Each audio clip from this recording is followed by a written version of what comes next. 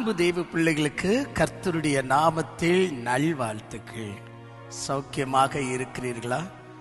இன்று டிசம்பர் 24 கிறிஸ்தவ வட்டாரத்துக்குள் பண்டிகை என்ற ஒரு என்ன சொல்லலாம், கிறிஸ்தவத்துடைய ஒரு பண்டிகை என்கிற ஒரு விதத்தில் ஒரு விதமான களிகூறுதல், சந்தோஷம்.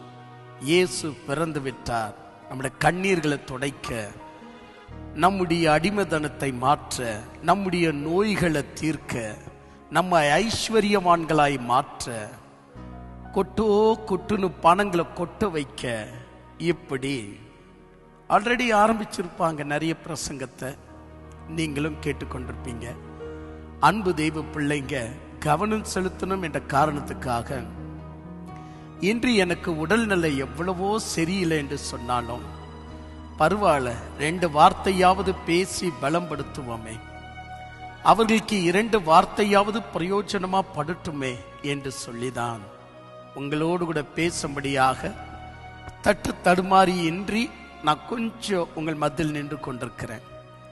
கர்த்தர் ஆசீர்வதிப்பராக. உங்களை மென்மேலும் நீங்கள் அதிக கூர்மையோடு கூட சத்தியத்திற்கு செவி கொடுக்கும்படி இறைவன் உதவி செய்வராக. போன ஜனவரி மாதத்தில் இருந்து இன்று டிசம்பர் மாதம் 1 வருடம் காலமாக என்னோடு கூட பிரயாணித்தீர்கள். நான் அதிகமாக உங்களோடு கூட ஃபோனில் பேசியிருப்பனோ இல்லையோ, கண்டிப்பாக இருக்காது என்பது தான் என் சரித்திரைய. ஃபோனில் பேசுகிற ஒரு பழக்கம் அவ்வளவாக எனக்கு கிடையாது. அப்படி யாராவது வற்புறுத்தி பேசினால்தான் பேசுகிற பழக்கமே ஒழிய, மெசேஜ்களை அனுப்புகிறது, ஃபோன் பண்ணுவது, அந்த பழக்கம் அவ்வளவாக எனக்கு கிடையாது. இது நிமித்தமாக தான் உங்களுக்குள்ள ஃபோன் கால் இல்லாம, மெசேஜ் இல்லாம, ஒரு வகையில் ஒரு லீடர் நமக்கு இருக்கிறாரா அப்படி என்பது போல ஒரு 2 வார்த்தை நம்மளோட பேசியிருக்கலாம்ல. பிரதர் சௌக்கியமா இருக்கிறீங்களா, நல்லா இருக்கிறீங்களா, சத்தியத்துல உறுதியா இருக்கிறீங்களா, ஒரு 2 வார்த்தை பேசியிருக்கலாம் இல்ல. அது நமக்கு எவ்வளவு ஆறுதலாய் இருக்கும் அப்படின்னு சிலருடைய மனம் உண்மையாகவே அலைந்தோடி கொண்டிருக்கும். உங்களோடு கூட பேசக்கூடாது என்பது ஏதாவது பகையா? உங்களோடு கூட பேசக்கூடாது என்பது அவ்வளவு பெரிய பணக்காரனா? உங்களோடு கூட பேசக்கூடாது என்பதற்கு அவ்வளவு பெரிய மேல் ஜாதியா? உங்களோடு கூட பேசக்கூடாது என்பதற்கு அவ்வளவு பெரிய கலரா என்கிட்ட இருக்கு, அந்தஸ்தா இருக்கு. எந்த பகையும் எந்த பிரச்சனையும் உங்களுக்கும் எனக்கும் கிடையாது. ஆனா அந்த பேசுகிற அந்த தொடர்பினை என்பது அவ்வளவாக நான் வளர்த்தி கொள்ளவில்லை என்று தான் சொல்ல வேண்டும். இதற்கு 2 காரணங்கள் உண்டு. நான் ரொம்ப பலவீனமானவன் பேச்சில். அதிகமா யாரோடு கூட போன்லயோ எஸ்எம்எஸ்லயோ பேசுகிற பழக்கம் இல்லாதவன். ஏனவைதான் அதிக பேச்சுவார்த்தை கிடையாது. யாராவது ஒருவர் முன் வந்து ஏதாவது தூண்டி விடுவார்கள் என்றால் அப்போது வேணுமென்றால் பேசுவனே ஒழிய, எனக்கு அந்த நேரங்கள் வாய்க்கப்படுகிறதுல. இடைவிடாமல் ஊழியத்திற்குரிய காரியங்கள் அதிக ஊழியம், பெண்டிங்காய் இருக்கிற ஊழியங்கள் தான் அதிகம். அதாவது இன்னும் செய்யப்பட வேண்டிய ஊழியங்கள் அதிகம். நேரம் கிடையாது. அது கேட்டதான உண்மையை சொல்லப்பட நேரம் கிடையாது, அவ்வளவுதான் சொல்லலாம். இந்த தேவை அதெல்லாம் செகண்டரி, அது நமக்கு வேண்டாம். நேரம் கிடையாது. எவ்வளோ நான் காலையில எந்திரிச்சு நைட்டு வரைக்கும் எவ்வளவு கவனம் செலுத்த பார்த்தாலும் எனக்கு ஊழியம் செய்வதற்காக நேரம் கிடைச்சிட்டே இல்லை. இத்தனைக்கும் முழு நேர ஊழியக்காரன். ஆனால் முழு நேர ஊழியக்காரன் ஊழியமே செஞ்சுட்டு இல்லையா, ஊர் சுத்தின்கிறீங்களா அப்படின்னு உடனே முடிவு கட்டிடக்கூடாது. ஊழியத்தில் தான் இருக்கிறேன், ஆனால் என் மீது செலுத்தப்பட்ட ஊழியம் அதிகமாய் இருப்பதனால் எல்லா ஊழியத்திற்கும் கவனம் செலுத்த முடியவில்லை என்று நான் சொல்ல வரேன். அப்போ பெண்டிங்கா இருக்கிற ஊழியங்கள் நிறைய இருக்கும் போது யாரோ ஒருவரோடு கூட பேசுவது, பிரதர் நல்லா இருக்கிறீங்களா, சௌக்கியமா இருக்கிறீங்களா, அப்புறமா எப்படி ஊர்ல மனம் எல்லாம் வருதா, அந்த அளவுக்கு அந்த சிந்தனை வரவே மாட்டேங்கிறது. இது ஒரு காரணம். 2வது காரணம் என்னன்னு சொன்னா, ஒன்ஸ் இறைவன் சத்திய வேதாகமத்தில் நமக்கு பேச வேண்டியதை அத்தனையும் பேசி முடிச்சிருக்கிறார். இப்ப டெய்லி இயேசு கிறிஸ்து நம்ம அருகில வந்து, சாப்பிட்டியப்பா, துணி போட்டியப்பா, வேற ஏதாவது பிரச்சனையா என்கிட்ட சொல்லு, அவங்க எல்லாம் வேற மதத்துக்காரங்க, அவங்களுக்கு நான் கடவுள் இல்லை, நீ என் மதத்துக்கு சேர்ந்தவன், நான் உனக்கு தான் கடவுள், ஏதாவது பிரச்சனை இருக்கப்பா நான் ரெடி பண்ணிடுறேன், சொல்லுப்பா, கூச்சம் இல்லாம ஜெபம் பண்ண, நான் உனக்கு ரெடி செஞ்சிடறேன். இந்த கதையெல்லாம் அந்த உண்மையான தேவனிடத்துல இல்லவே இல்லை. நான் என்ன உனக்கு வழிகாட்டி பேச வேண்டுமோ அத்தனையும் சத்திய விதத்தில் பேசி முடிச்சிருக்கிறேன். இனி நீ செவி கொடுக்க வேண்டியது என்னுடைய டெய்லி வார்த்தைகளுக்கு அல்ல, நான் ஏற்கனவே பேசிய சத்திய வார்த்தைக்கு என்று இறைவன் மறைவாக இருக்கிறார், மௌனமாக இருக்கிறார். என பேச வேண்டியதை பேசி முடித்திருக்கிறார். நீங்கள் கவனிக்க வேண்டிய விஷயம் இதேதான் நானும் செய்கிறேன். ஞாயிறுந்தோறும் உங்கள் மத்தியில பலமான சத்தியத்தை பேசுகிறேன். செவ்வாய் தோறும் உங்கள் மத்தியில பலமான சத்தியத்தை பேசுகையில் அதற்கு மேல் ஏம்பா சாப்பிட்டியப்பா, நல்லா இருக்கிறியப்பா, நான் கேட்க வேண்டியது அவசியமா? யோசித்து பாருங்க. நீங்க நிற்க வேண்டியது, நீங்க நிலையா நிற்க வேண்டியது, ஏம்பா சாப்பிட்டியப்பா, நல்லா இருக்கிறியப்பா, குடும்பத்துல வேற ஏதாவது பிரச்சனையா சொல்லு, தீர்த்து வச்சிடுறேன், இங்க இருந்து ரவுடி கும்பல அனுப்புறேன், அவங்க எல்லாத்தையும் தீர்த்து விடுவாங்க. அப்படி நான் பேசுவனே ஆக்கில் நான் பேசிய சத்தியம், ஏற்கனவே பேசிய சத்தியம், அது சத்தியம் இல்லை என்று ஆகிவிடும். நீங்க நிலையா நிற்க வேண்டியது என் அனுதாபத்தில் அல்ல, நீங்க நிலையா நிற்க வேண்டியது நான் பகிரக்கூடிய அன்பில் அல்ல. அந்த அன்பு, இரக்கம் எல்லாமே அந்த சத்தியத்தில் இருக்கிறது. நீங்கள் நிற்க வேண்டியது சத்தியத்தில். நான் ஒரு ஊழியக்காரன், ஆனால் அடிக்கடிக்கு சொன்னதை மீண்டும் சொல்லுகிறேன். நான் ஒரு ஊழியக்காரன் என்பதை விட இப்ப இருக்கிற டெக்னாலஜில பேசணும்னா நான் ஒரு ஸ்பீக்கர் பாக்ஸ். என்ன செய்ய முடியும்? ஸ்பீக்கர் பாக்ஸ ஒழுங்கா, உஷாரா, அழகா ஒரு மேல வச்சிடலாம், அவ்வளவுதான். ஆனா குரல் ஸ்பீக்கர் பாக்ஸ் தான் இல்ல, இறைவனுடையது. கடவுள் தான் அந்த ஸ்பீக்கர். அவர் தான் உண்மையாகவே குரல் கொடுக்கிறவர். அவர் பேசுறார் இல்ல. அப்போ நீ நிலைநிற்க வேண்டியது அவருக்குள், எனக்குள் அல்ல. உனக்கு என்ன, கடவுள் பேசக்கூடிய வார்த்தைய உன் காதுக்கு கேட்கிற மாதிரி ஸ்பீக்கர் பாக்ஸா நான் தொனித்து வருகிறேன். எண்ணம், எழுத்து, கருத்து, இசை எதுவுமே நான் அல்ல, எல்லாம் கடவுள் தான். யாரு அந்த கடவுள்? யாரு? நீ ஆராதிக்கிறியா? அவர் தான். நீ பற்றிக்க வேண்டியது அவரை, என்னை பற்றிக்க கொள்ளக்கூடாது. நீ பின்பற்ற வேண்டியது அவரை, என்னை அல்ல நீ பின்பற்ற வேண்டியது. ஏனவைதான் முதல் காரணம், ஊழியத்தில் நேரமில்லாமல் இருப்பதனால் உங்களுடன் பேச முடியவில்லை.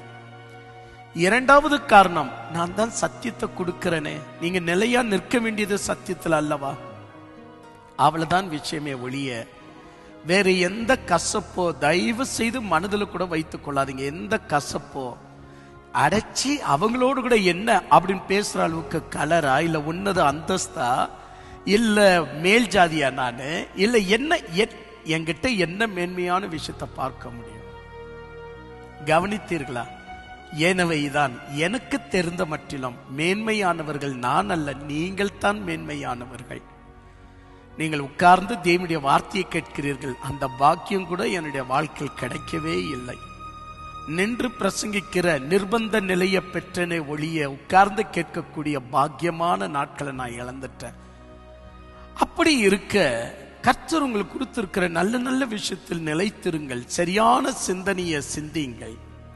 சரியானது ஒரு மோட்டிவேஷன்ல நடக்க ஆரம்பியுங்கள். என் அன்பு தெய்வ பிள்ளைகளை, கடவுள் சில நேரங்களில் பேசுகிற விதம் ரொம்ப ஆச்சரியம்.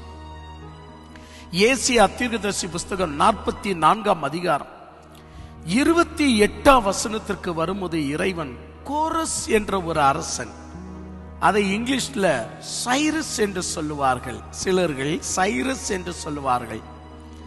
நம்ம தமிழ் மொழியை பொறுத்த வரைக்கும் கோரஸ் என்ற ஒரு மாம்பெரிய அரசன்.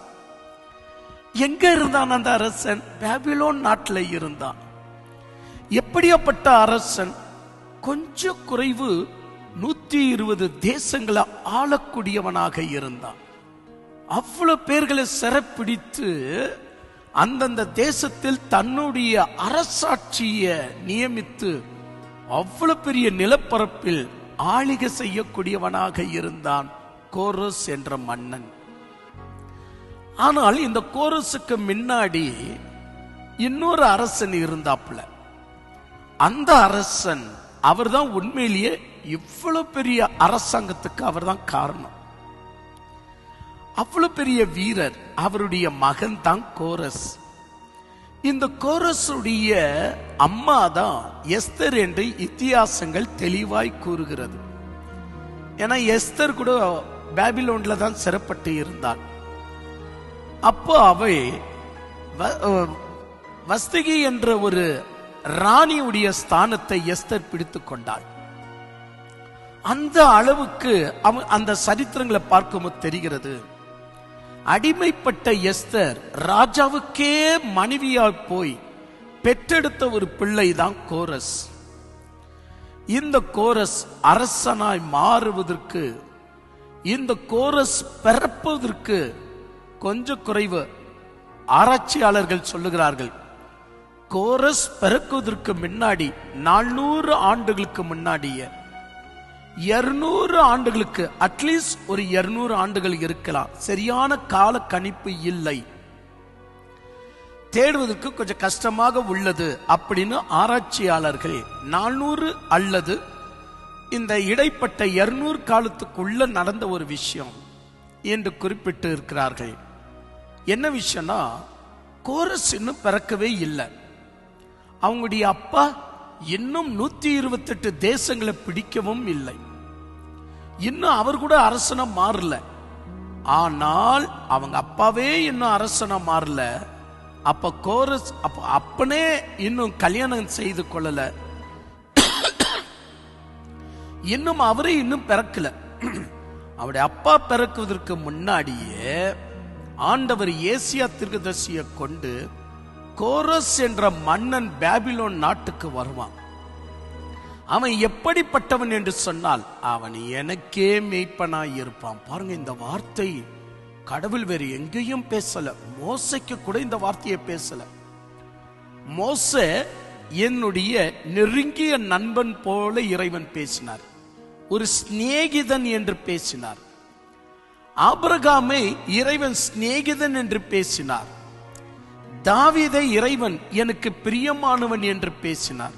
மோசிய இப்படியெல்லாம் இறைவன் வெவ்வேறு பரிசுத்தவான்களுக்கு வெவ்வேறு வார்த்தையை, ஒரு பிரியமானவன், சிநேகிதன், என் மனசுக்கு பிடிச்சவன், இப்படி எல்லாம் பேசி இருந்தாலும் யாராவது, இப்போ கடவுளே நமக்கு மெய்ப்பன், என்னைக்காவது நாம் கடவுளுக்கு மெய்ப்பனா மாற முடியுமா? ஆனால் இந்த இடத்துல மட்டும்தான், எங்க ஏசியா தீர்க்கதரிசி புஸ்தகம் 44ஆம் அதிகாரம் 28ஆம் வசனத்துல மட்டும்தான் கோரஸ் எனக்கே மெய்ப்பன், அவன் என் மெய்ப்பனாய் இருப்பான் என்று இறைவன் கோரஸை குறித்து அவ்வளவு உயர்த்தி பேசுறார்.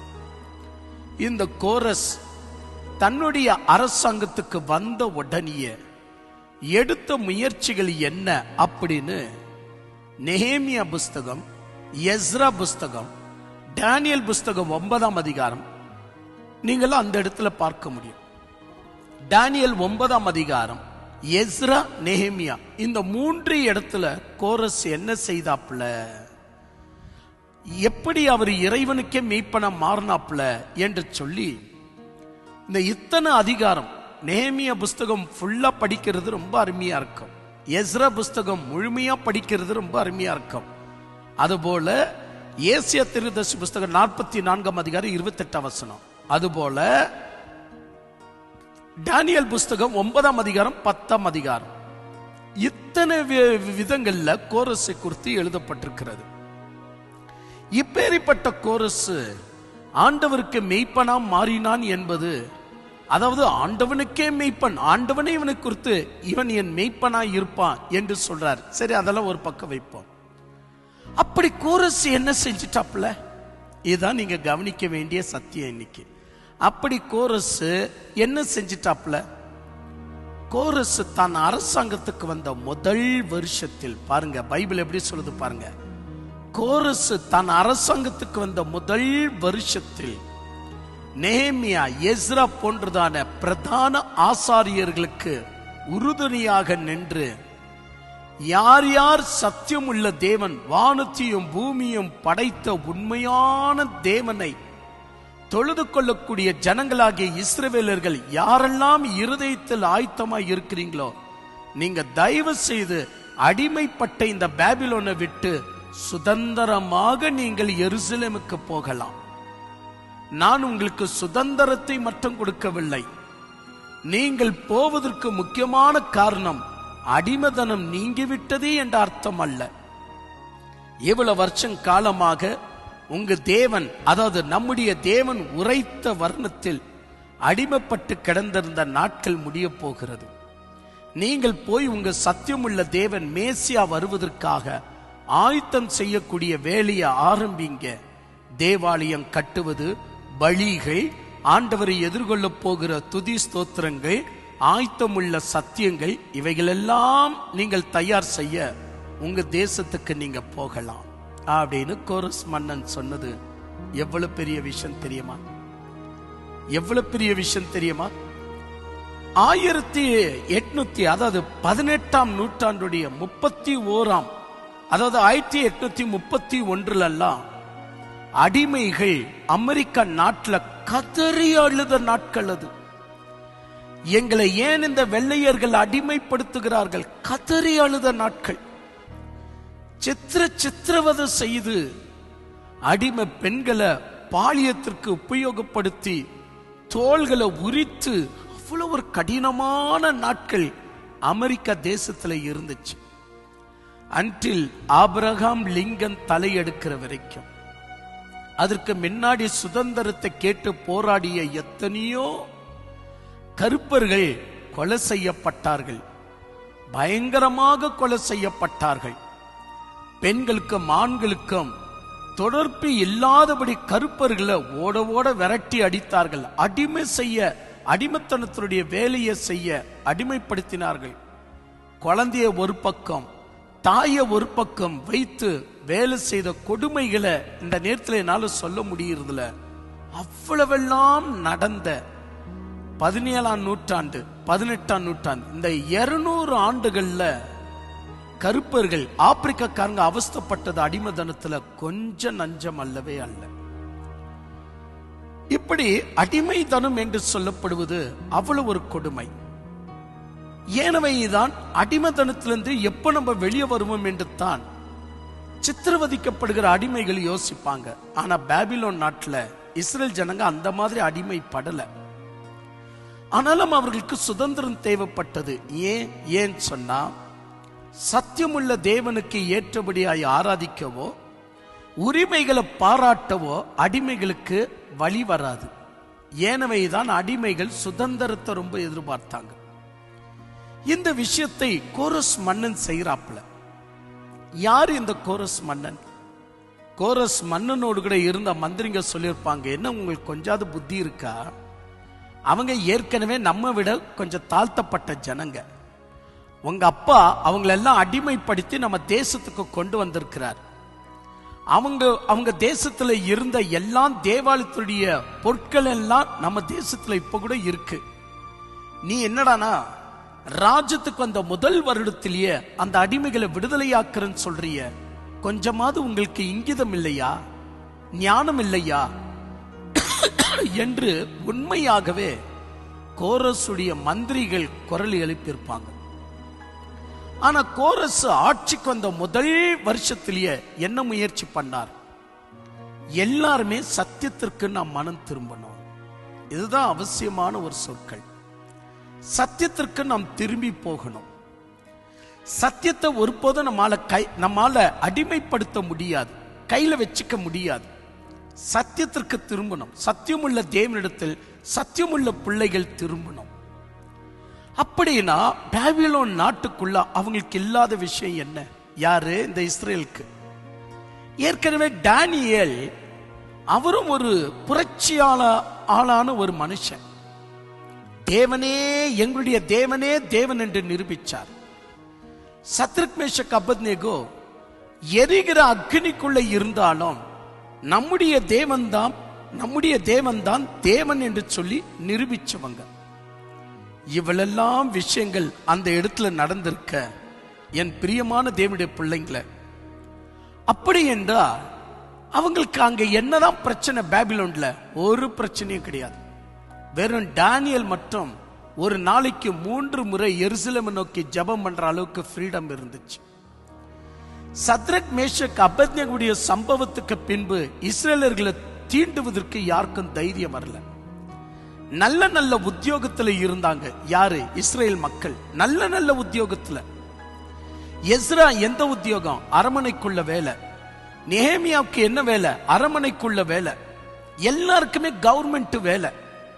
நல்ல உத்தியோகத்துல இருந்தார்கள். ஆனால் என்ன விஷயம் என்பதை யோசித்து பாருங்க. நாம் சத்தியத்திற்கு திரும்பவில்லை என்று சொன்னால் நம்முடைய வாழ்க்கை கண்டுபிடிக்க கஷ்டமாயிடும். 3 வேளை ஜெபிக்கக்கூடியவர்களா நம்ம இருக்கலாம், நன்றாக உத்தியோகத்தில் இருக்கலாம், நாம் இறைவனை வணங்கிக் கொண்டிருக்கிறோம் என்று சொல்லலாம். ஆனால் இறைவனுக்கு நேராக சத்தியத்திற்கு நாம் திரும்பவில்லை என்றால் நாம் இவையெல்லாம் செய்வது வெறுமையாகத்தான் கணக்கில் போடப்படும். சம்பந்தமே இல்லாத ஒரு கோரஸ் அரசன் சொல்றான், இனி நீங்க இருக்கக்கூடாது, நீங்க இங்க போயிடுங்க, மேசியாவை எதிர்கொள்ள சத்தியத்துல நடக்க உங்க தேசத்துக்கு நீங்க போயிடுங்க. என் அன்பு தேவ பிள்ளைகளை, இன்றைக்கும் இறைவன் நம்ம கிட்ட கணக்கெடுக்கிற விஷயம் நாம் எந்த அளவுக்கு ஆசீர்வதிக்கப்பட்டிருக்கிறோம் என்பது முக்கியம் அல்ல.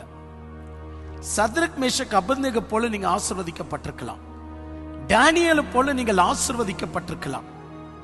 ஏன் சொல்லப்போம் என்றால் பெரிய பெரிய உத்தியோகத்துல கூட நீங்க இருக்கலாம்.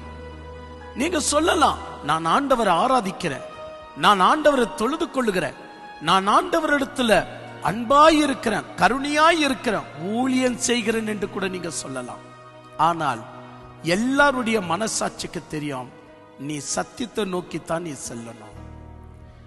கோரஸ் மன்னனை இறைவன் அதற்காகவே எழுப்பினார். அவங்க எவ்வளவு கம்ஃபர்டபுளா இருந்தாலும் அவங்கள சத்தியத்திற்கு அனுப்பிடு.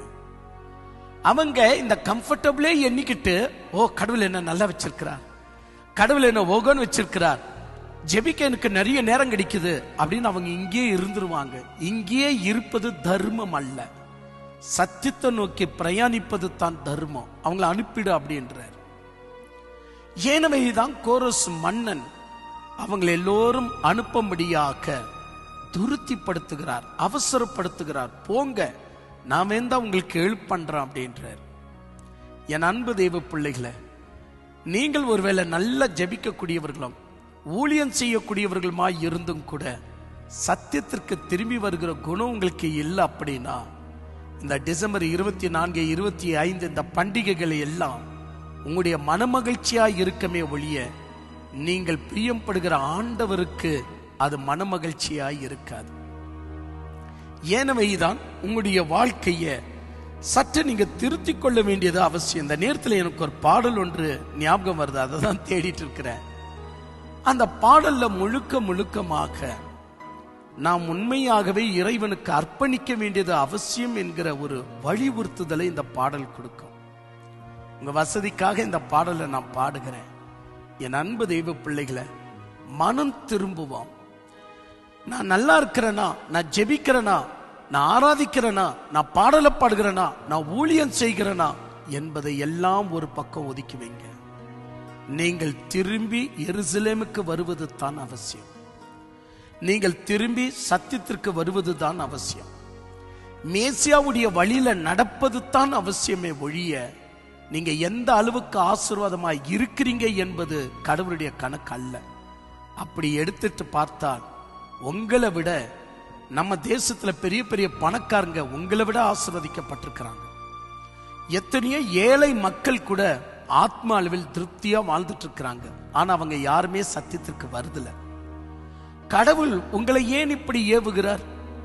அதனால ஆசீர்வாதமாய் இருக்கிறனா என்பது முக்கியம் அல்லங்க, சத்தியத்துல நீ இருக்கிறியா என்பது தான் முக்கியம். அதுக்கு நீ திரும்பி வரலனா நீ இருக்கிற இடம் சபிக்கப்பட்ட இடம் என்றெல்லாம் நெஹேமியா சொல்றார். அந்த பாடலை பாடட்டுமா? உங்க வசதிக்காக அந்த பாடலை பாடுகிறேன். சற்று நாளுகளுக்கு முன்பு எல்லாருடைய வீட்டுக்கு போய் சமாதானத்தை கூறி இந்த பாடலை பாடும்படி இறைவன் உதவி செய்தார். அங்கதான் நான் ரொம்ப சிக்காயிட்டேன். சோ இந்த பாடல் உங்களுக்கும் பிரயோஜனமா இருக்கும் நான் நினைக்கிறேன். சரியா? ஆமா.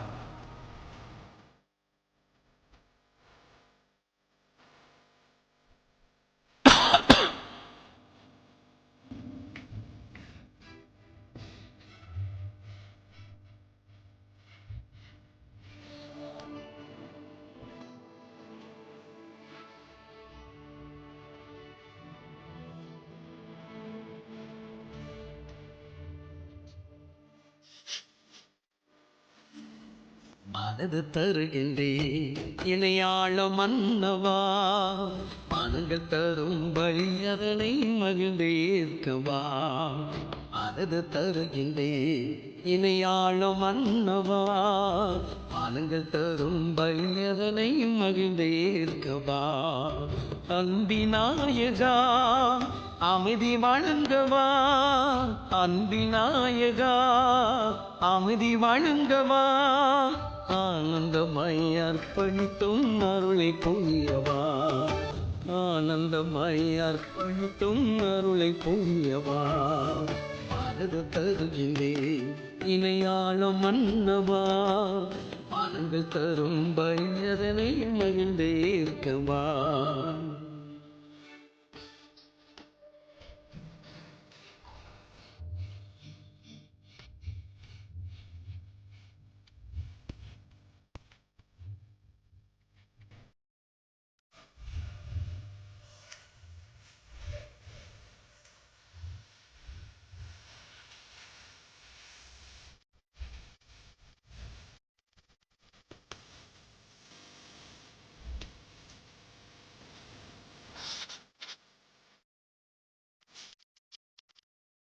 நெஞ்சம் இருந்த இதய அன்பை மகிழ்ந்து தருகின்றோ, வஞ்சமில்லா வாழ்க்கையினை நெகிழ்ந்து தருகின்றோ.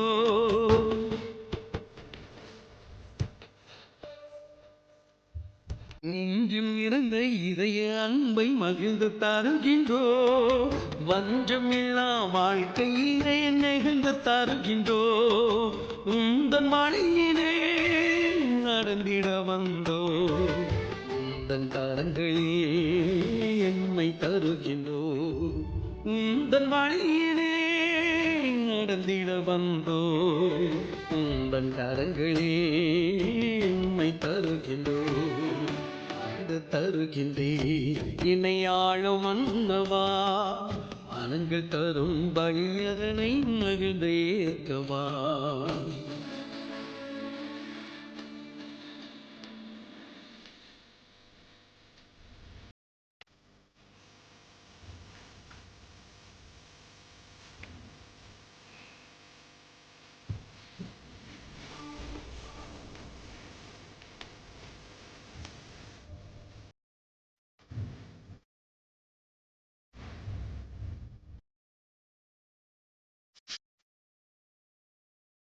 அறிவு பாசம் பண்பனைத்தையும் வழியா தருகின்றோ, பறந்து விழுந்த உலகில் யாவும் மகிழ தருகின்றோ.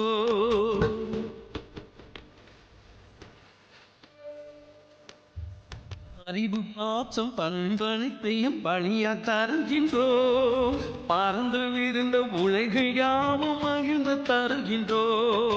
குந்தன் வழியினே வாழ்ந்திட வந்தோ, ஒரு வார்த்தையில் சிறந்ததை கண்டோ. உந்தன் வழியினே வாழ்ந்திட வந்தோ, ஒரு வார்த்தையில் இருந்ததை கண்டோ. அது தருகின்றேன் இணையாள மன்னவா, மனங்கள் தரும் பழி மகிழ்ந்தேற்கவா. அது தருகின்றேன் இணையாள மன்னவா, மனங்கள் தரும் பழியதனை மகிழ்ந்தேற்கவா. அன்பினாயகா அமைதி வழங்கவா, அன்பினாயகா அமைதி வழங்கவா. ஆனந்தமாய் அர்ப்பணித்தும் அருளை பொழியவா, ஆனந்தமாய் அர்ப்பணித்தும் அருளை பொழியவா.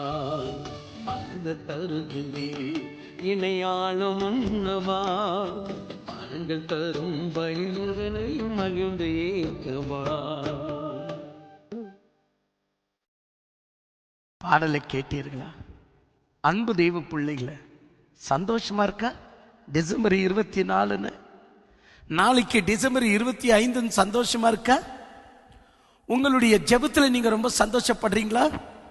உங்க ஜெபம் ரொம்ப சீக்கிரம் கேட்கப்பட்டு நிறைய விஷயம் நடக்குதுன்னு சந்தோஷப்படுறீங்களா? உங்களுக்கு நல்ல பிசினஸ் சந்தோஷப்படுறீங்களா? உங்களுக்கு நல்ல உடம்புன்னு சந்தோஷப்படுறீங்களா? உங்களுடைய படிப்பு, உங்களுடைய வீடு எப்படியே நல்லா ஓடிட்டு இருக்குதுன்னு சந்தோஷப்படுறீங்களா? சந்தோஷம் எல்லாம் உண்மையான ஆசீர்வாதம் அல்ல. அவையெல்லாம் இந்த உலக மக்களுக்கே கிடைக்குது. சந்தோஷம் என்பது சாபம் நான் சொல்ல வரல, இருக்கட்டும். சந்தோஷம் எல்லாம் ஒரு பக்கம் இருக்கட்டும். மனதில் இருந்து யோசிங்க, எருசலேமுக்கு புறப்பட்டீங்களா? மேசியாவை எதிர்கொள்ள சத்தியத்திற்கு புறப்பட்டீங்களா? அது யோசிங்க. சத்தியத்திற்கு புறப்பட்டீங்களா?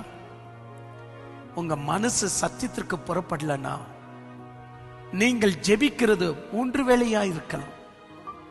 பாபிலோனுக்குள்ள ஐயோ இவங்களுடைய தேவனா பெரிய தேவன், எரிகிற அக்கினிக்கு போட்டாலும் வெளியே வந்துருவாங்க அப்படின்னு ஊர் மக்கள் எல்லாம் உங்களை குறித்து நல்லவங்கன்னு சொல்லலாம்.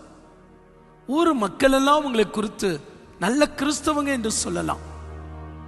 ஆனால் ஆண்டவருக்கு தெரியும், நீங்க நல்லதுல தான் நிக்கிறீங்களே ஒழிய சத்தியத்துல நின்றுட்டு இல்ல, சத்தியத்தை நோக்கி பிரயாணித்துட்டு இல்ல. இன்னைக்கு நிறைய பேருடைய ஜீவியம் அப்படிதான் இருக்கிறது. அவங்க ஏதோ ஒரு சில விஷயத்துல மனமகிழ்ச்சி ஆயிடுவாங்க. சிலர்கள் பாடல்ல மனமகிழ்ச்சி. பாடல் ஒரு பாடல் உண்மையாகவே எல்லோருக்கும் யூஸ்ஃபுல் ஆயிடும்.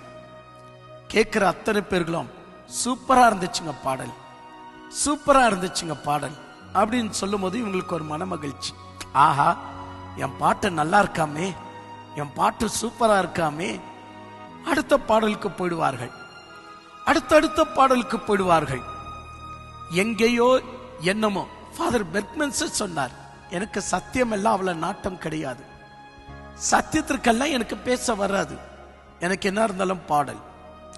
அப்போ நம்முடைய உள்ளம் சில விஷயத்துல மனமகிழ்ச்சி அடைந்துச்சுன்னா சத்தியத்தை மறந்துரும். சரி, இது விடு பாடல். சிலர்கள் ஆசீர்வாதத்துல மனமகிழ்ச்சி. அவங்களுக்கு ஒரு சின்ன பிசினஸ் செய்தாலும் ஆசீர்வாதமாய் அமைஞ்சிடும். எது செய்தாலும் அவங்களுக்கு ஆசீர்வாதமா அமைஞ்சிடும். அவங்களுக்கு ஒரு பெரிய சந்தோஷம், எல்லாமே ஆசீர்வாதமா போயிட்டு இருக்க, இதற்கு மேல் இறைவனுடைய பிள்ளைகளுக்கு வேற என்ன அடையாளம்? நானும் என் குடும்பம் ஆசீர்வாதமா இருக்கிறோம், சந்தோஷமா இருக்கிறோம், நல்லா இருக்கு. இப்படிதான் நிறைய பேர்கள் தங்களையே ஏமாற்றி கொண்டிருக்கிறாங்க. அவங்களால தொடர்ந்து சத்தியத்துல நடக்க இயலாது. சத்தியம் வர வர தூங்கிட்டு இருக்கிறவனுக்கு சூரியன் உதிக்கிற மாதிரி குத்திக்கினே இருக்கும், எங்காவது குத்திக்கிட்டே இருக்கும், எங்கையாவது குத்திக்கிட்டே இருக்கும். ஏன்னா சத்தியம் என்பது ஆசீர்வாதத்திற்கு ஒரு மாதிரி புறம்பாய் இருக்கிற மாதிரி தென்படும்.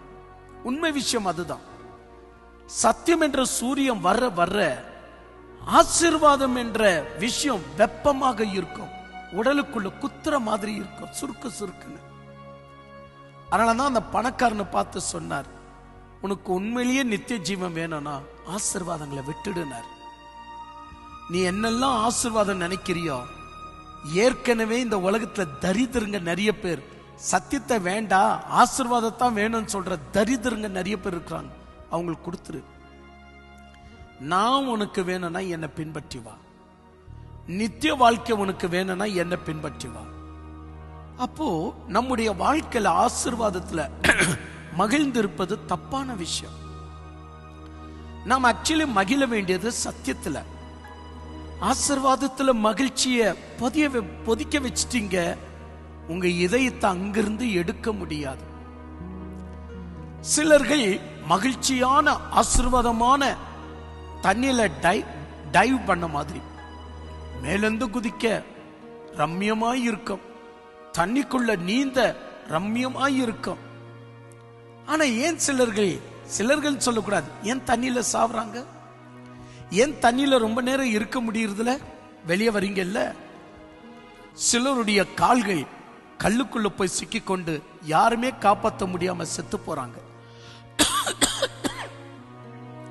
சிலர்கள் தண்ணியில அடிச்சுன்னு போயிடுறாங்க. இவையெல்லாம் நான் எதுக்கு சொல்றேன்னா, ஆசீர்வாதத்துல அடிச்சுன்னு போங்க நிறைய பேர். ஆசீர்வாதம் என்ற கல்லு சந்துக்குள்ள கால சிக்கப்பட்டு மூச்சு தண்ணீர் போய் செத்துங்க நிறைய பேர். அதுல யாரோ சிலர்கள் தான் தண்ணிலேயே இருப்பது எவ்வளவு மகிழ்ச்சியா இருந்தாலும், நீந்துவது எவ்வளவு மகிழ்ச்சியா இருந்தாலும், இது நம்முடைய நிரந்தர வாழ்க்கை அல்லன்னு சீக்கிரமா வெளியே வந்துருவாங்க. அப்படிதான் இறைவன் கோரஸ் மன்னன் பாருங்க, அவன் ஒரு புறஜாதி, இஸ்ரேல் மக்களுக்கு சார்ந்தவன் அல்ல. ஆனா எஸ்தர் அவனுடைய அம்மாவா இருப்பதனால் ஓரளவுக்கு அவனும் இப்ரியர்களுக்கு சார்ந்தவன் என்று ஓரளவுக்கு சொல்லலாம். அதுபோல அவனுடைய வாழ்க்கையில ஆட்சிக்கு வந்த முதல் வருஷத்தில் தன் தேசத்தையும் தன் விரிவான ஆட்சிகளையும் சரி பண்ணுவதில் கவனம் செலுத்தியிருக்கலாம், யுத்தத்திற்கு கவனம் செலுத்தியிருக்கலாம். அவன் செய்யல. என்ன செய்தாப்புல? சத்தியமுள்ள தேவனிடத்தில் திரும்பும்படியாக ஜனங்களுக்கு கட்டளையிட்டாப்புல. திரும்புங்கள், இங்க உட்காராதீங்க, இங்கேயே சௌக்கியமா இருக்குன்னு பார்க்காதீங்க, போங்க, உங்க தேசத்துக்கு திரும்பி போங்க அப்படின்னு அவங்கள அவசரப்படுத்தினார். எவ்வளவு ஒரு நல்ல மனசு இருக்கு பாருங்க. யாரோ சிலர்களுக்கு மட்டும்தான் அந்த உணர்வுகள் என்பது வருகிறது. உதாரணமாக நான் சொல்லுகிறேன். இப்ப நான் ஒரு பாடலை பாடினேன் பாருங்க. மனதை தருகிற என்னை ஆளும் மன்னவா, மனங்கள் தரும் பலி இதனை மகிழ்ந்து ஏற்கவா அப்படின்னு நான் பாடலை பாடும்போது பாடுகிற மாதிரி பாடுறோம் பாருங்க. சிலர்களுக்கு அந்த பாடுற அந்த உணர்வு வருதுல. இசையை கவனிக்க மாட்டார்கள், தாளத்தை கவனிக்க மாட்டார்கள். எப்படி பாடுவாங்கன்னா ஏதோ பஜனையில உட்கார்ந்துட்டு பாடுற மாதிரி, மனதை தருகிறே என்னை ஆழமன், இந்த மாதிரி பைத்தியக்காரமா லூசு தன்மையா பாடுவாங்க. ஏன்னா அவங்களுக்கு அந்த பாடலுடைய கண்ணு இன்னும் திறக்கப்படல. அப்ப அவங்க பாடுறது எப்படி பாடினா என்ன, எப்படி மியூசிக் ஓடினா என்ன, ஏதோ ஒண்ணு, என்ன குரல் அது கூட மறந்துடுவாங்க. அவங்க இஷ்டமான ஒரு பாணியில் பாட ஆரம்பிச்சிடுவாங்க. அப்படிதான் நான் சொல்லுகிறேன். சத்தியத்தின் உணர்வு வரல அப்படின்னா உங்க பாணியில் தான் நீங்கள் வாழ ஆரம்பிச்சிடுவீங்க. கோரஸ் மன்னனை மெய்ப்பன் சொல்றாரு, ஆனால் வேறொருவரை இஸ்ரேல் மக்களை ஆண்டவர் மெய்ப்பன் சொல்லல. ஏன்னா இஸ்ரேல் மக்கள் கடவுள் கொடுக்கிற ஆசீர்வாதத்தில் மகிழ்ந்தார்கள், கடவுள் கொடுக்கிற வரங்களில் மகிழ்ந்தார்கள், கடவுள் கொடுக்கிற அற்புதம் அடையாளங்களில் மகிழ்ந்தார்கள். சத்ரக், மேஷக், அபத்நேகோ போல நிறைய பேர் இன்னைக்கு அற்புதம் அடையாளங்களில் மகிழ்கிறார்கள். நல்ல அற்புதம் நடக்குது, நல்ல அதிசயம் நடக்குது, எனக்கும் நடக்குது, நான் ஜெபிக்கிற இடத்துல மற்றவர்களுக்கும் நடக்குது. இதுதான் மிகப்பெரிய சாட்சி. நானும் இறைவனும் ரொம்ப க்ளோஸ் ஆயிட்டோம். பாரு, என் ஜெபத்தை கேட்டு எவ்வளவு அற்புதம் நடக்குது பாரு, இறைவன் எனக்கு எவ்வளவு பெரிய காரியத்தை செய்யறார், நானும் இறைவனும் ரொம்ப க்ளோஸ் அப்படின்னு சொல்லி பாபிலோனுக்குள்ளவே ராபோஜனத்தை கூட எடுத்துருவாங்க. நீ எடுக்கிற ராபோஜனம் பாபிலோன்ல எடுக்கிற மாதிரி, அது நீ ஆராதனை செய்வது பாபிலோன்ல செய்யற மாதிரி. நீ என்ன செய்தாலும் நீ சத்தியத்திற்கு திரும்பி வர மனசு உனக்கு இல்லை அப்படின்னா நீ அங்கே இரு. ஏனவைதான் இந்த புதிய வருடத்தில் எதிர்கொள்ள போகிற உங்களுக்கு நான் சொல்றேன், பண்டிகையில மனசு செலுத்தாதீங்க. பண்டிகைக்காக கூட்டமாய் கூடி உணவு கூட உண்ணாதீங்க. ஃபர்ஸ்ட் ஆஃப் ஆல், இது நம்முடைய கிறிஸ்தவ பண்டிகை அல்ல என்பது உங்களுக்கு தெரியும். இதையெல்லாம் நிரூபிச்சு நிற்க முடியும். அதெல்லாம் ஏற்கனவே நான் பல ஆண்டுகளுக்கு முன்னாடியே சொல்லி முடிச்சிட்டேன். கிறிஸ்துமஸ் என்பதற்கும் கிறிஸ்தவத்துக்கும் சம்பந்தமே கிடையாதுன்னு அது போட்டோம்.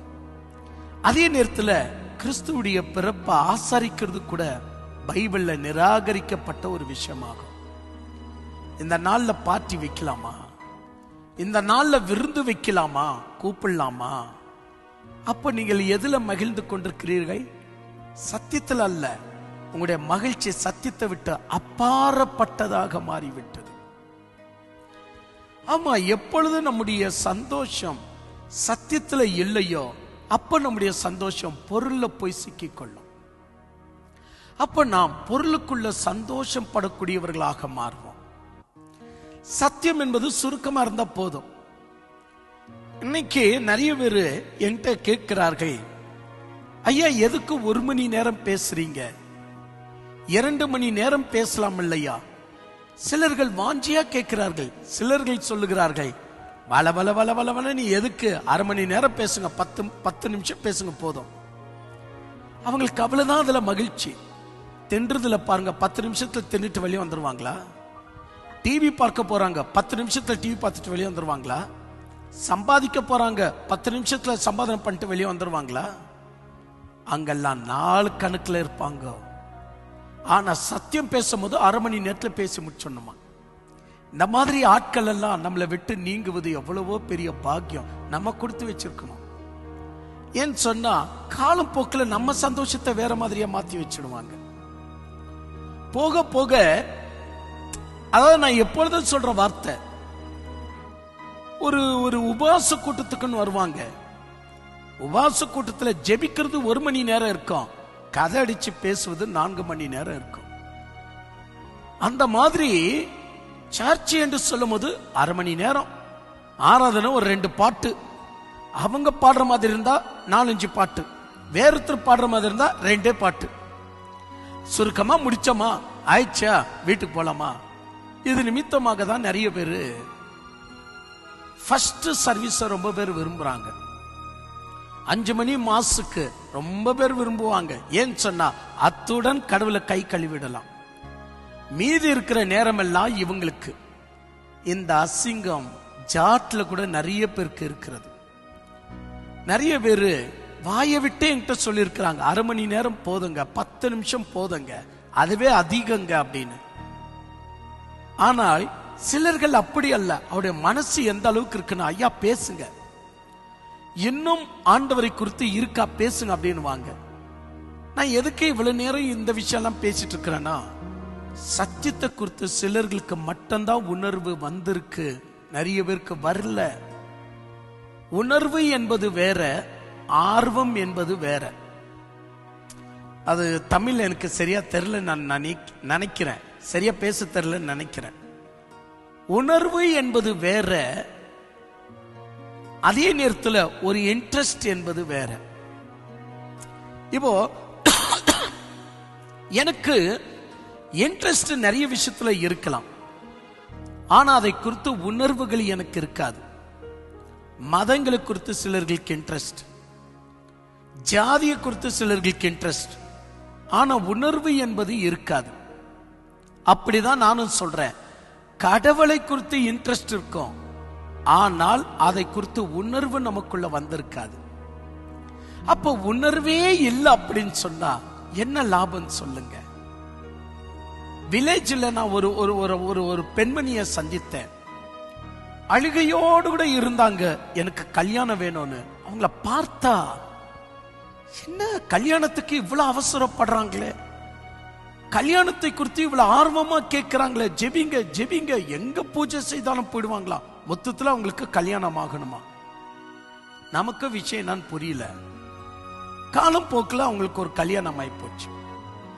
அவங்களுக்கு என்ன அப்படின்னா, கல்யாணம் என்பது மட்டும்தான் அவங்களுக்கு ஆர்வமா இருந்ததை ஒழிய அவங்க பிள்ளைங்களை நல்ல ஸ்கூல்ல படிக்க வைக்கல, அவங்க பிள்ளைங்களை நல்ல விதத்துல வளர்த்து வைக்கல, குடும்பத்துல ஒழுங்கா எதையும் வேலை செய்ய மாட்டாங்க, ஒழுங்கா எதையும் பார்க்க மாட்டாங்க, குடும்பத்தை வீட்டை கிளீனாவே வச்சுக்க மாட்டாங்க. ஆனா அவங்களுக்கு கல்யாணத்தின் மேல அவ்வளவு ஆர்வம். கல்யாணம் நடந்து முடிந்த உடனே ஒரு சில வருஷத்துக்குள்ளவே கணவனை பகைச்சுக்கினாங்க. பிள்ளைங்கள்லாம் வீதிக்கு வர லெவல்ல மாறி போச்சு.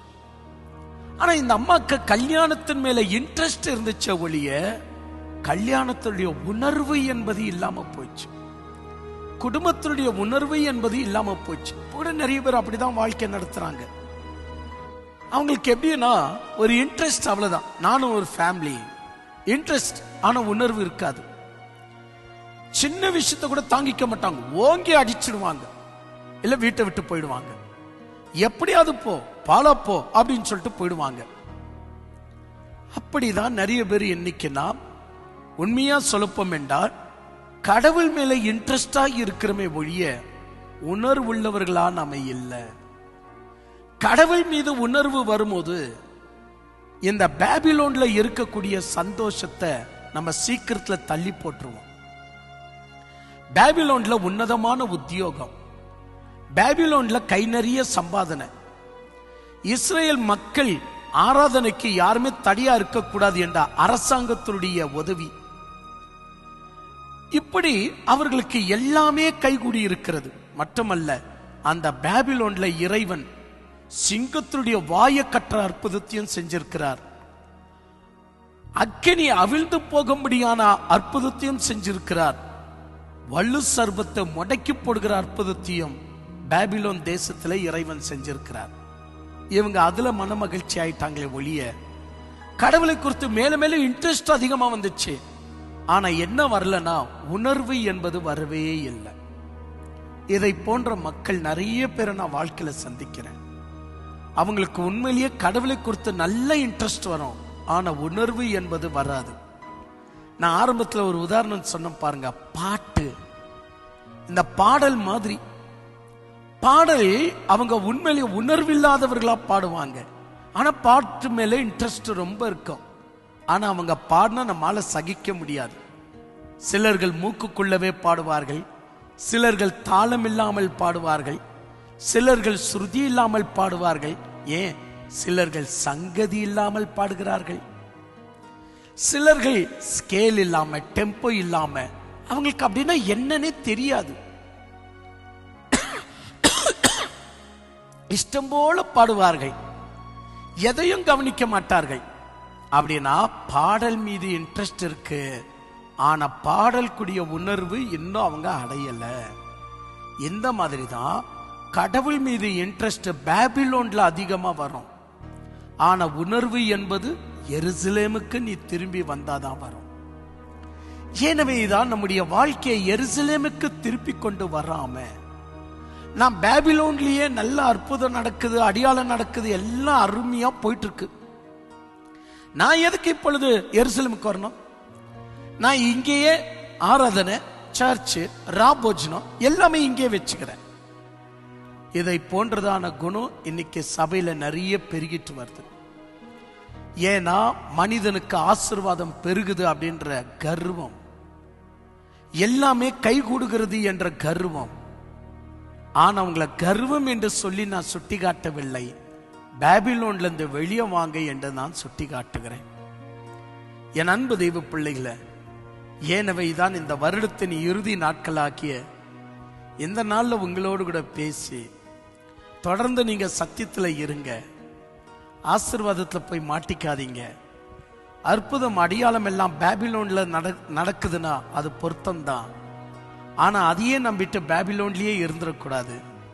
நம்ம எந்திரிச்சு எருசலேமுக்கு வர வேண்டியது அவசியம். நம்ம எந்திரிச்சு மேசியாவை எதிர்கொள்ள வேண்டியது அவசியம். அவர் வர்றார். அதான் கோரஸ் மன்னன் சொன்னான், உங்க மேசியா வருவார். ஏன் உங்க மேசியா? அவர் என்னுடைய மேசியா கூட, அவர் வருவார், சீக்கிரம் போய் எதிர்கொள்ளுங்க. எவ்வளவு ஒரு அற்புதமான ஒரு வார்த்தை. உணர்வு இருக்கிறவன் தான் வருகைக்கு ஆயத்தம் படணும்னு சொன்னா எருசலேமுக்கு வருவான். உணர்வு இல்லாதவன் பாபிலோன்லயே சபையை கட்டுவான், பாபிலோன்லயே ஊழியங்களை ஆரம்பிப்பான், பாபிலோன்லயே அக்னிகளை அவிழ்ப்பான், பாபிலோன்லயே சிங்கத்தின் வாயை கட்டுவான். நீ என்ன செய்தாலும் நீ பாபிலோன்ல தான் இருக்கிற. சோ உனக்கு மேலும் மேலும் கடவுளுடைய இன்ட்ரெஸ்ட் அதிகப்படும். இந்த நேரத்தில் தானே இன்னொரு பாடல் எனக்கு ஞாபகம் வருது, அதையும் சேர்த்து பாடிடலாம் அப்படின்னு நான் நினைக்கிறேன்.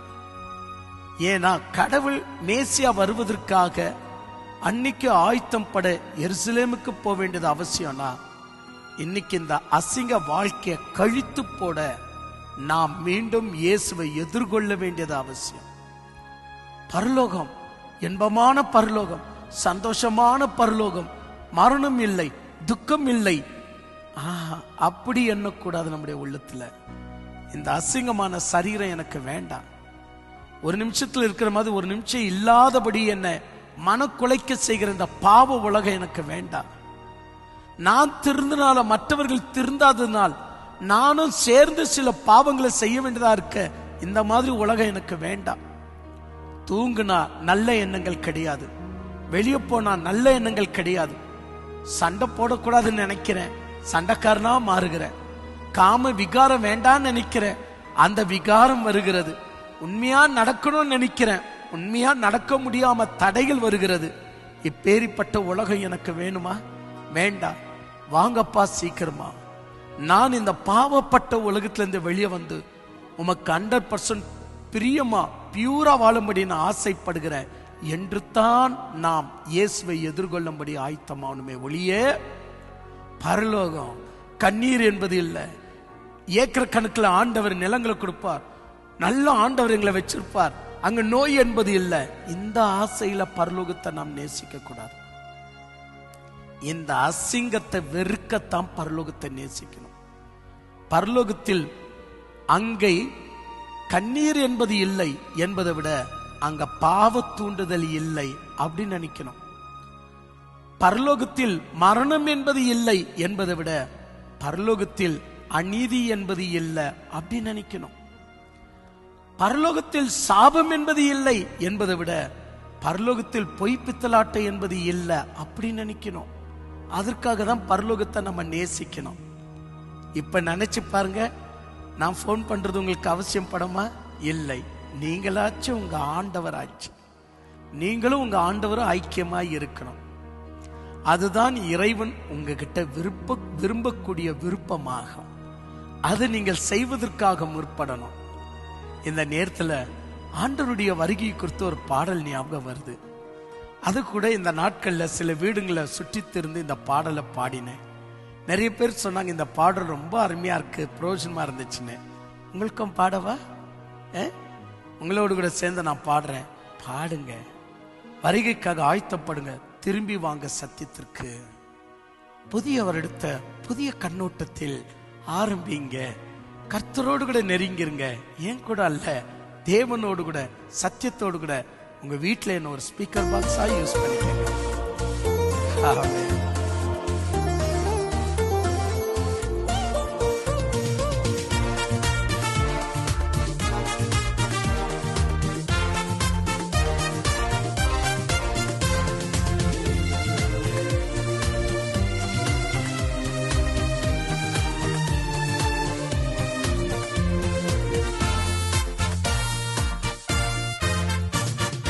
இதோ நான் வருகிறேன் என்றுரைத்தார், சீக்கிரம் வந்திடுவார்.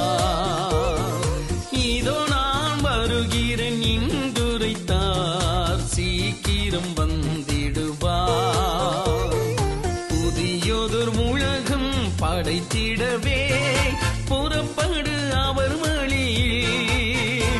ஆர்ப்பரிப்போ என்று அகமகிழ்வோ சொன்னவர் வந்திடுவார்.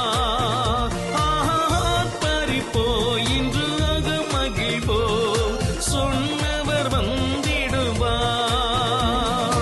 இதோ நான் வருகிறேன் என்றுரைத்தார், சீக்கிரம் வந்திடுவார்.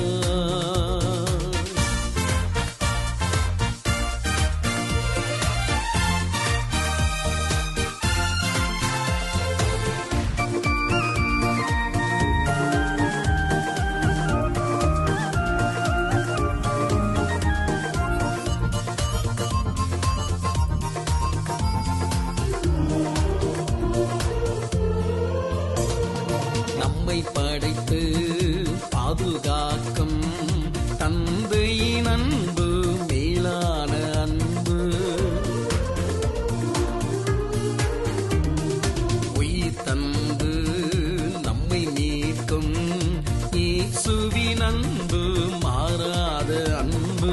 வரம் பொழிந்து வழி நடத்தும் ஆவியின் அன்பு நிலையான அன்பு. வரம் பொழிந்து வழி நடத்தும் ஆவியின் அன்பு நிலையான அன்பு. இதுவரை கண்ட இறைவனின் அன்பை நாம் பகிர்வோம். உலகம் நம்மை அவரின் சீடரை அறிந்து கொள்ளும். இதோ நான் வருகிறேன் என்றுரைத்தார், சீக்கிரம் வந்திடுவார்.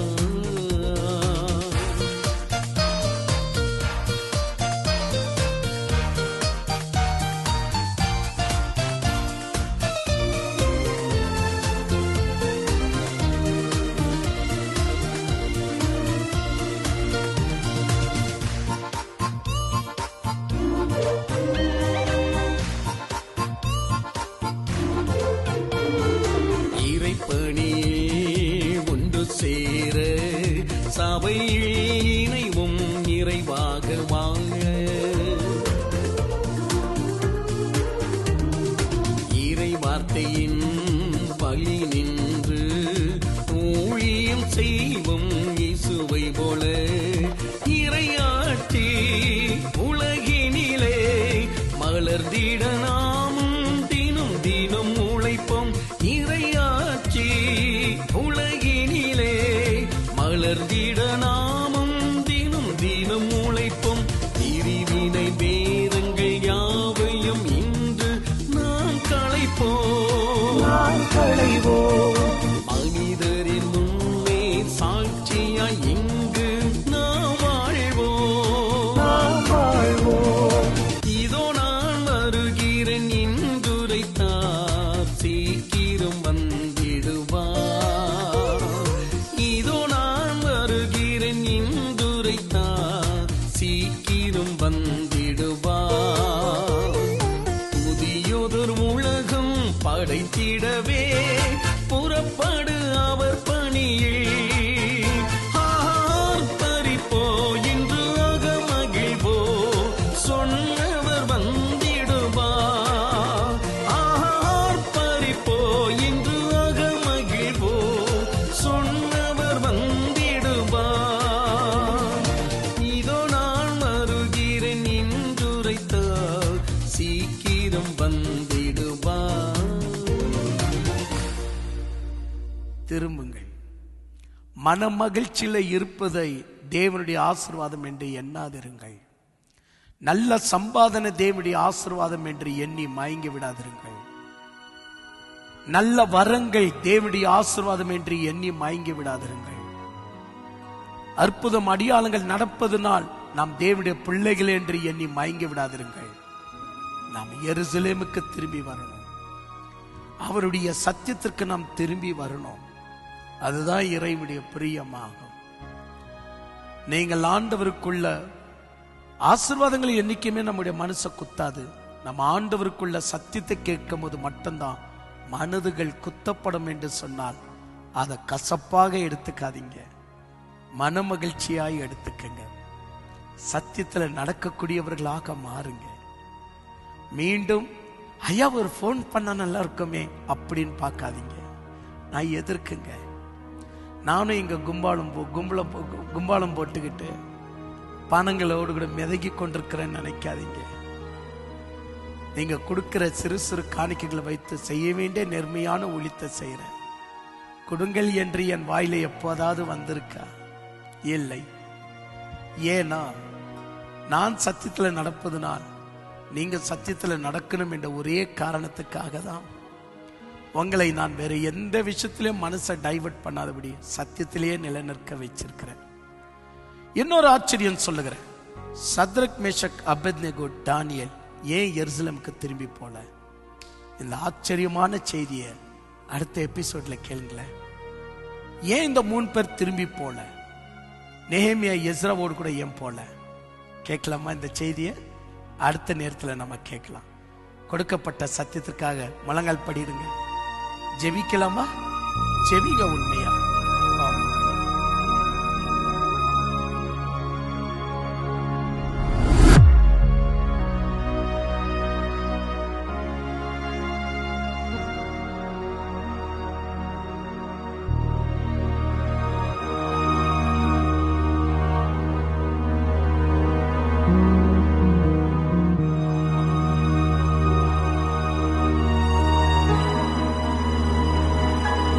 அன்பான தெய்வ ஜனங்களுக்கு கர்த்தருடைய நாமத்தில் நல்வாழ்த்துக்கள்.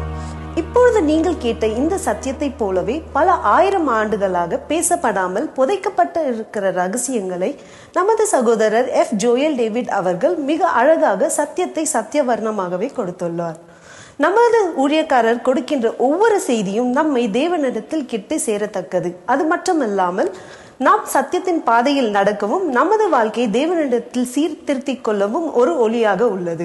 இந்த செய்திகள் நமக்கு மட்டும் பயனளிக்காமல் உலகத்தில் பல்வேறு நாடுகளுக்கு சார்ந்தவர்களுக்கும் பயனளித்துக் கொண்டு வருகிறது.